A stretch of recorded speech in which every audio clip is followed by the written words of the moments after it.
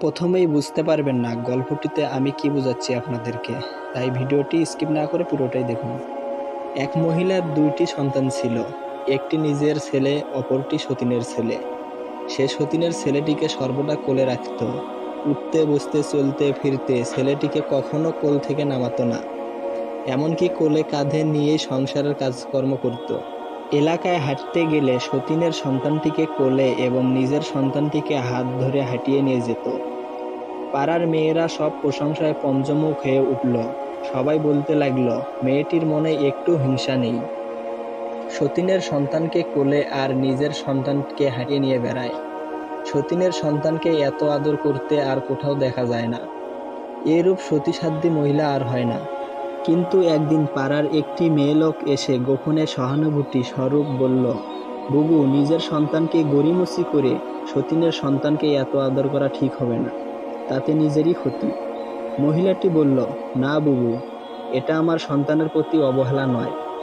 নিজের সন্তানকে হাঁটিয়ে নিয়ে বেড়াই যেন তার পা শক্ত হয় এবং স্বাবলম্বী হয়ে সমাজে শক্ত হয়ে দাঁড়াতে পারে। আর সতীনের সন্তানকে কোলে নিয়ে বেড়াই যেন সে কোনোদিন হাঁটতে না পারে। কোলে থাকতে থাকতে অচল এবং পঙ্গু হয়ে কোনোদিন সে যেন সমাজে মুখ তুলে দাঁড়াতে না পারে।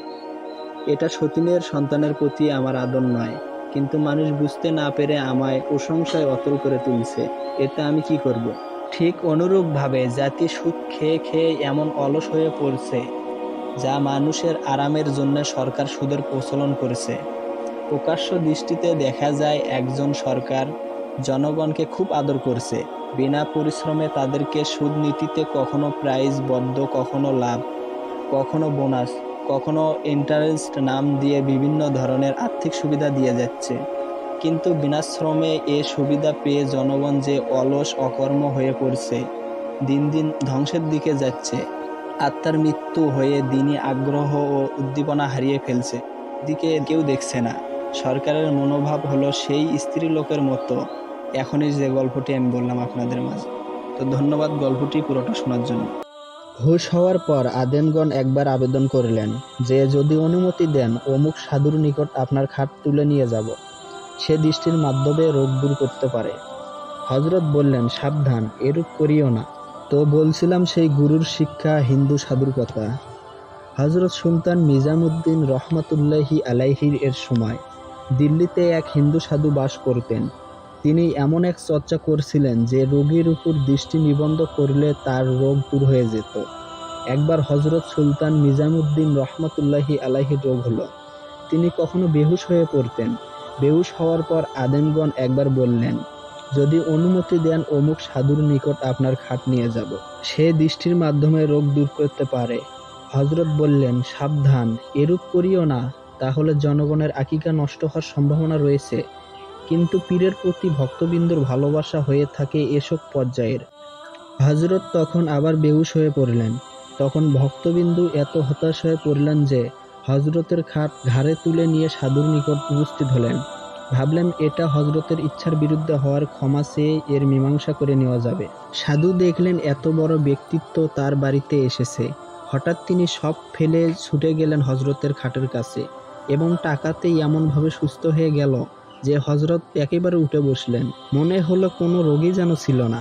তিনি দেখলেন যে এটা সাধুর বাড়ি। বুঝতে পারলেন এরা আমার কষ্ট সহ্য করতে না পেরে আমাকে নিয়ে এসেছে এখানে। তাই কাউকে কিছু বললেন না, বরং তিনি সেই সাধুকে প্রশ্ন করলেন, তোমার মধ্যে এ শক্তি কিসের প্রভাবে সৃষ্টি হয়েছে? কোনো আলেমের দ্বারা এ যোগ্যতা অর্জন করেছো কি? বলো দেখি।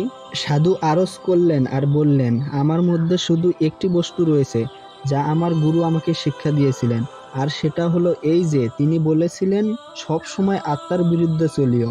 অর্থাৎ তোমার মন যে কাজটি করতে চায় সেই কাজটি তুমি করিও না, আর যে কাজটি করতে চায় না সেই কাজটি তুমি করিও।